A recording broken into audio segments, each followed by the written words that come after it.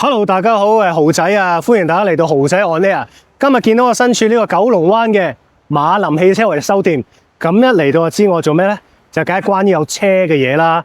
咁我之前應承大家，除咗生活頻道有食嘢啦，有同阿爺去街街啦，煮咗餸之外呢，其中一個環節就係關於車。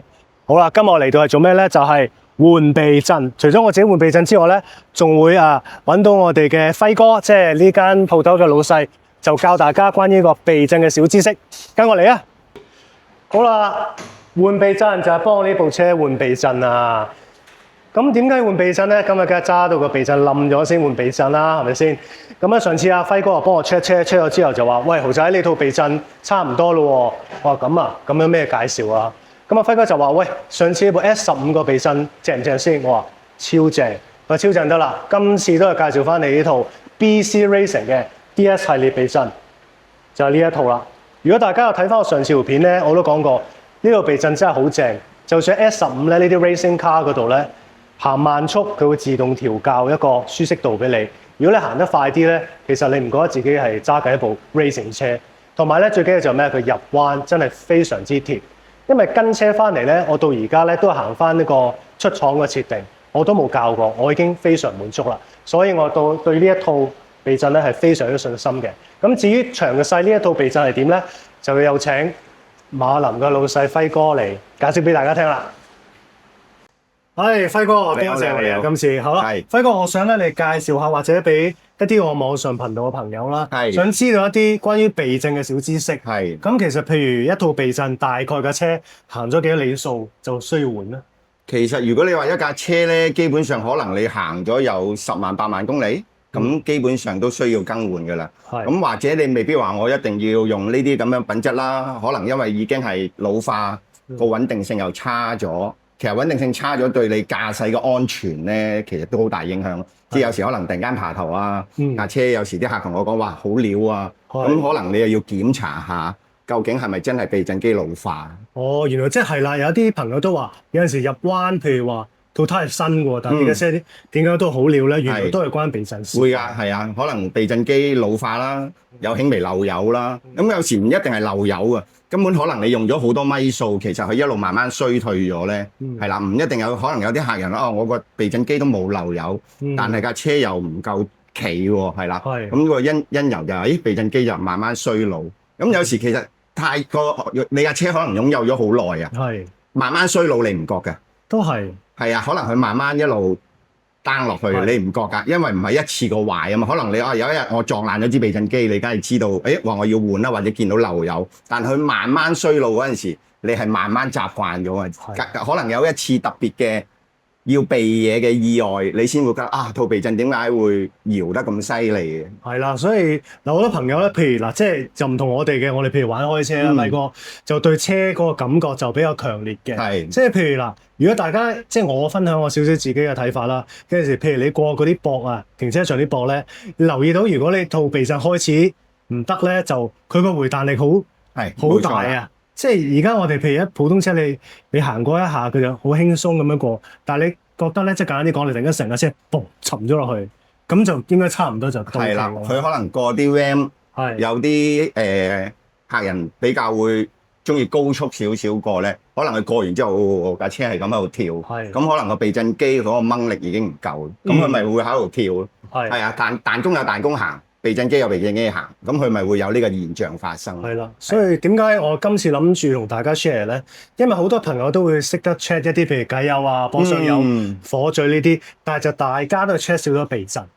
咁一般呢啲我去唔能夠自己去理解得到。係啊，所以有啲朋友就驗車有一次佢咩都 check 齊，佢就原來 check 漏咗漏油套避震，咁就肥咗佬。所以嗱，大家一般人咧就自己留意住個米數啦。學輝哥話齋，譬如你去到8萬零係嘛，咁你就可能揾車房啲師傅 check 出你個避震好唔 OK 啊？即係如果你本身你對車嘅感覺唔係太大，可唔可以咁樣講咧，輝哥？應該係咁樣講。係啦，或者可能每一次做 service 嗰陣時，叫自己師傅，幫手幫我睇睇避震啊，或者啲底膽嘢咯。係啦，有時可能離開咗避震之餘，底膽都會有機會影響，可能成日見到啲廣告啊，啲雞髀老化，都會有影響呢樣嘢。係 OK， 非常好。係啦，咁咧。我就想同大家講點解咧，我會再揀呢一套避震咧？因為上次我部 S15咧都係換咗呢一套嘅，而阿輝哥亦都好貼心嘅，佢知其實我而家揸呢部咧係寶馬嘅320i Sport 版嚟嘅，咁阿輝哥就話你都 sporty 㗎啦，咁就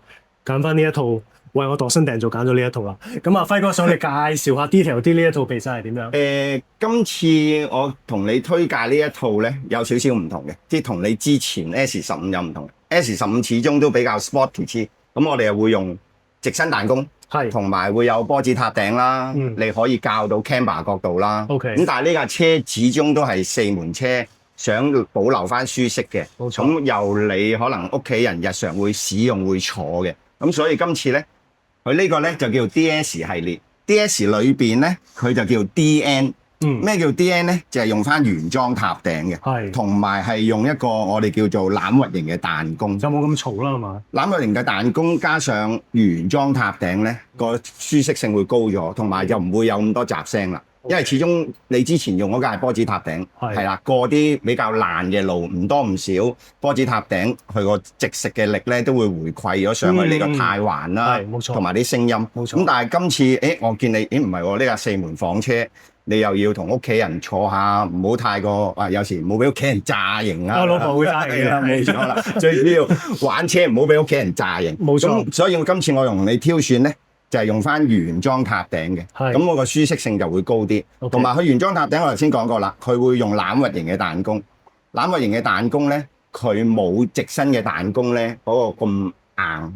哦，OK。係啦，佢能夠舒適性會高啲，係啦，卸力嘅位置會好啲，咁所以今次我就特登同你挑選咗冇塔頂嘅，行翻原裝塔頂。咁啊幾多段啊，輝哥呢個？佢一樣個照以往一樣啦，佢都係一樣有30段調校遠啦，係啦，同頭尾都係有30段，係啦，咁可以即係比較，就算你而家可能我呢套比較會舒適喎，日後可唔可以接受咗之後硬翻啲啊？咁你可以校翻條釘把硬少少，去就翻你可能我已經可以 sporty 啲啦，就唔需要話喂我又真係又換個套避震機，可能又要真係有波子塔頂啊各樣，咁啊唔需要呢樣嘢啦。咁基本上你可能將條釘把校硬少少，掹同二掹，咁已經可以做到個效果。非常好，係啦。咁尾嗰個彈弓呢個係啦，因為佢尾咧就。都係用翻個傳統嘅直身彈弓嘅，係啦。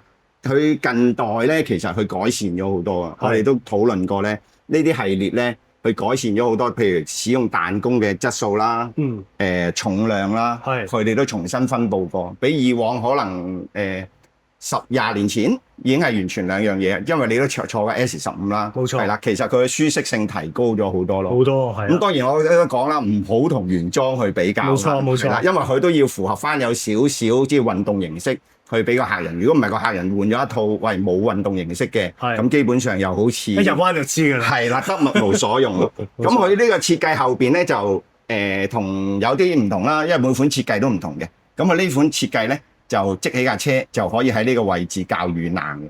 咁其實好多有時裝咗啲同事或者客人都會問：咦客人答佢：咦點樣會較到軟硬啊？就係佢要有翻俾你睇，就係 H 啦，就向硬方向啦；S 嘅方向調校咧就係軟咯，係啦 ，soft 係啦。咁佢個設計都唔錯嘅，咁唔需要話特登拆任何嘢去調校，好方便。係啊。輝哥，我知道換咗避震之後咧，都有啲嘢要做翻嘅。係有啲咩你要做咧？嗱，通常我哋換完避震咧，都會出去初步兜個圈，係啦，做一做行翻順去啊，等啲撈啱行翻正嘅位置啊，係啦。咁到最尾咁啊調校高低啦，翻嚟再調校你需要嘅高度啦。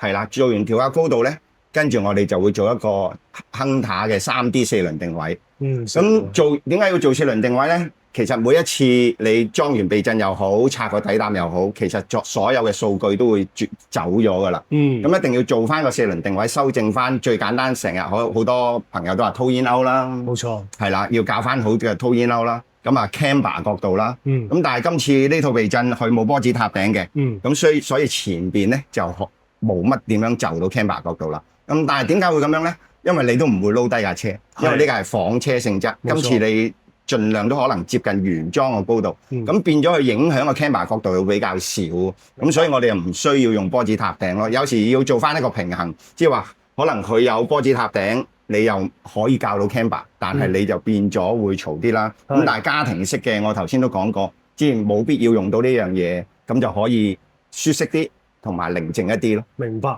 好啦，欣賞我呢套嘅新嘅禮物就係呢一套避震。好啦，要攞起佢啊嘛。我 friend 話我攞唔起套避震喎，試下先。你得唔得㗎？啊得啦，哇！一舉就啦，幾好。真係攞兩套避震翻去做 gym 就得㗎啦，唔使啞鈴嘅啦。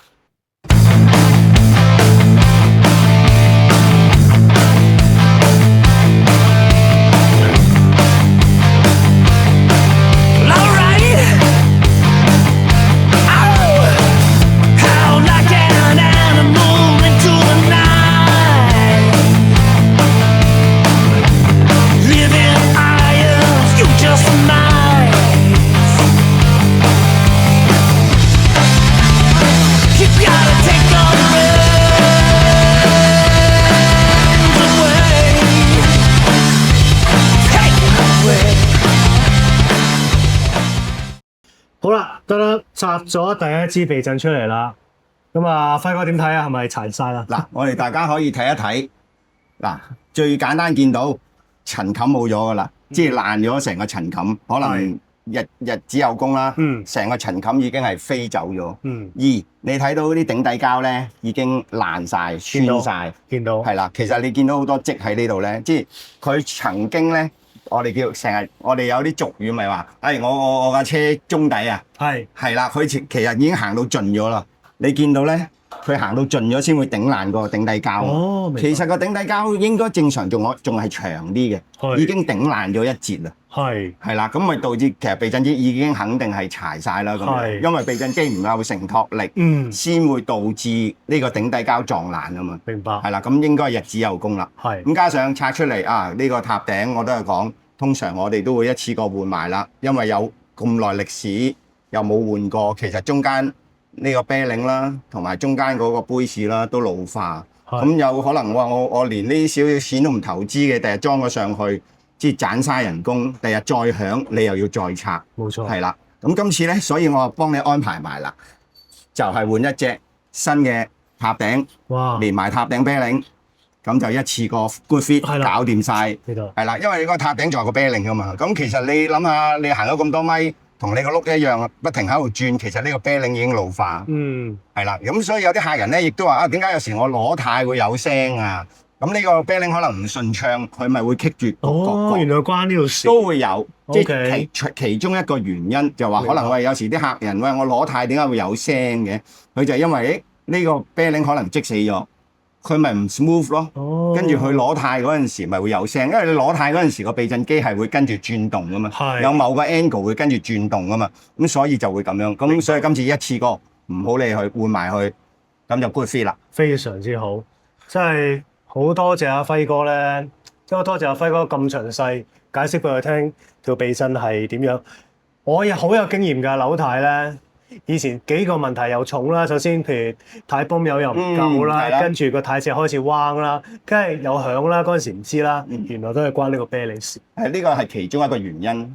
阿輝哥之前話咧，你話我套避震已經散晒啦，嗰啲塵冚冇晒啊，啲底頂膠又散，咁一條原裝完整嘅避震應該係點嘅咧？嗱，好似呢個咁啊，今次我幫你裝呢個啦，一個完整嘅頂底膠，你見到咧，好靚嘅，係啦，整齊嘅，係啦，唔似嗰個撞爛咗嘅。咁而家呢個咧就係我話頭先同你講，佢連塵冚都爛埋啦，就係咁樣啦。咁正常一支避震機，就算原裝好 racing 嘅都好，應該有一個塵冚，佢會套住支避震機，係啦。咁佢個保護翻裏邊個 O-ring 啦，唔好入塵入水啦，咁變咗個壽命會長啲咯。呢個頂底膠嘅作用一樣同一樣啦，係啦。去到某個行程嗰陣時咧，佢會頂住，唔好等支避震機中底啦。咁就完成一個即係為成一支完整嘅避震機咯，而家呢個就係已經老化晒，唔係一支完整嘅避震機。咁想問輝哥係咪聽講話咧塵冚爛咗，驗車都好似唔得啊？係嘅，冇錯。漏油一定唔得啦。其實所有基本上，如果係其他嘅部分嘅塵冚爛咗咧，驗車官咧都有權唔 pass 嘅。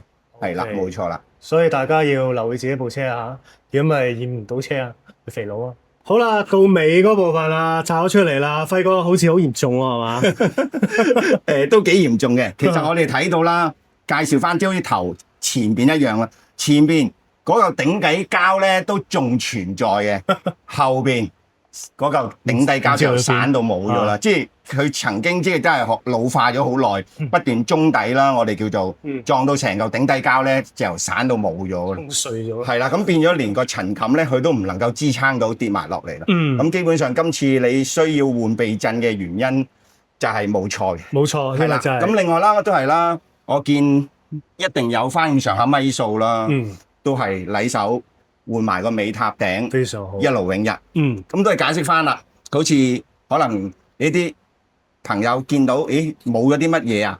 其實尾避震機同佢設計一樣啦，又係呢個塵冚嘅，佢就係呢個頂底膠，佢呢個頂底膠完全已經消失啦，消失咗，係啦，咁所以肯定即係可能個歷史好耐，冇錯，係啦，佢所以形成嗰個頂底膠咧都老化咗冇埋。咁今次應該換完呢個避震機，呢架車兩個世界嚟嘅。係，之後會再試車。會拍多條幾日試車，試下感覺。係啦，記住阿輝哥講啦，一條完整嘅避震就係有呢一個塵冚同埋頂底膠。係啦，而家你嗰個咧就消失咗，我嗰個就乜都冇嘅，消失咗喺空氣中。其實可能係太老化啦，咁跟住佢就會形成咗咁樣。明白。係啦。OK。咁所以今次做完呢個更換或者升級咧，應該你中意翻呢架車好多嘅。係啊，好就交俾你啦，輝哥。OK。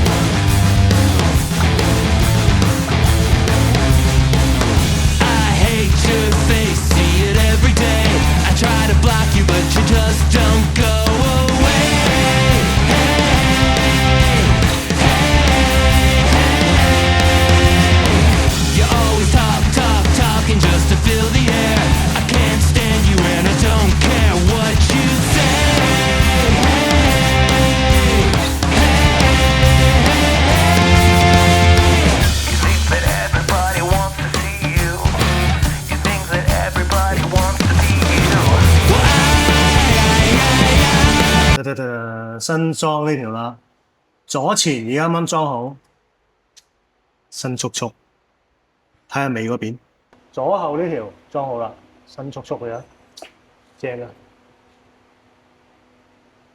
好啦，輝哥，嗱就係用呢支針仔去調校軟硬啦，係啦。但係就想知嗰個舒適度啊，個度數應該係有幾多咧？嗱，其實又冇一個定義嘅，不過以我哋嘅經驗啦，通常頭咧大約1/3，大約10格左右啦。10格。但係唔一定係定律啦，因為舒適度好主觀啊。其實每一個客人都唔會唔同咯。係啦，通常我哋通常第一次出去試車，我哋會 set up 去到第10格度。係啦，後邊咧通常8啊或者7啊咁樣，去試咗第一轉車翻嚟先。係啦，咁睇下初步感覺啦。咁最好其實就同埋車主一齊出去試。係啦，咁車主因為架車其實車主揸。我成日都好強調一樣嘢咧，架車係你揸嘅，唔好問你朋友，唔好問我朋友，問自己感覺。冇錯，有好多位唔係喎，我朋友話咯，我哋好驚朋友話，因為架車係本身你用嘅，我好主觀就係，喂，車主自己去試，車主滿意就得啦，係啦，唔好因為朋友話我就係咁樣，因為通常我哋以我哋嘅經驗，好多時係朋友話咧就會孭鑊嘅，係啦，咁所以基本上教完之後咧，我都會同你一齊出去試車。或者阿奶哥同你一齊出去試車，究竟需要再點樣去微調咯？咁同埋有時可能咧，你用佢一段時間，我哋成日講係咪要溫煙啊？咁當然真係要嘅。可能你溫煙完用咗一段時間裏邊之後咧，都會有微調。通常可能以我哋咁多年嘅經驗，可能都要微調2-3次，咁先攞到最適合你嗰個要求。完全明白。係啊。咁尾嗰個度數係咪都係差唔多？都係差唔多一樣要咁樣做。其實有機會就係都係要作出微調，溫煙完之後，你話補俾我哋聽，咦，我而家唔夠硬啊，定係舒適性要高啲啊咁樣。但係我都仲講多一樣嘢，有好多佢冇呢樣嘢嘅概念咧，好多時咧，我哋遇到嘅問題咧就係話，成日都話覺得架車係硬得滯，其實原來唔係嘅，佢覺得架車好跳，好飄啊，架車好彈啊。咁原來其實啲避震機校得好遠。我反而校得好遠。冇錯啦，佢校得支避震機好遠咧，佢能唔能夠捉住翻條彈弓同步？哦，係啦，咁好多時佢哋就係一覺得有咁嘅情況咧，就你教咗佢點樣校遠硬咧，佢就不停去放遠支避震機。咁其實放遠咗支避震機，好似頭先你一樣，等於支避震機柴咗，嗰條彈弓喺度行。Okay. 其實係應該，當你有咁嘅情況下咧，應該條心係要扭翻硬少少。OK，盡量同個彈弓同步，咁就會觸摸到舒適性嗰樣嘢。哇！呢個真係好多謝輝哥，即係非常之好嘅講解。呢啲我哋真係玩車咁多年都唔知。唔係有時有誤會咗嘅，佢一覺得架車喺度跳嚟跳去，佢就個心就會覺得硬避震啊嘛。冇錯啦，係啦，就會走走去校遠佢。原來就其實唔係，係支避震過遠，校得太腍，而做唔到同條彈弓同步，係啦嗰樣嘢。咁佢就會覺得，咦架車佢咪會不停去校遠咯。係啦，咁所以其實我每一次都係同客人講，最緊要揾翻嚟揾我哋去重新同你 set up。我哋唔怕麻煩嘅，係，亦都冇任何收費。係啦，專業就交翻俾專業嘅人士最緊要，唔好自己亂摸，真係嘅，好危險啊！今日咧，我哋就差唔多啦，咁咧我就唔打攪啲師傅咧，同阿輝哥，咁就俾佢慢慢就裝好呢一套避震。咁咧我就聽日嚟攞車，攞咗車之後再出去試一轉車，話俾大家聽究竟係咩感覺。大家如果想支持豪仔嘅 YouTube channel 咧，除咗要 subscribe 我支持我之外咧，最緊要做咩啊？就係記得最緊要嘅事就係要撳鐘仔啊！撳鐘仔。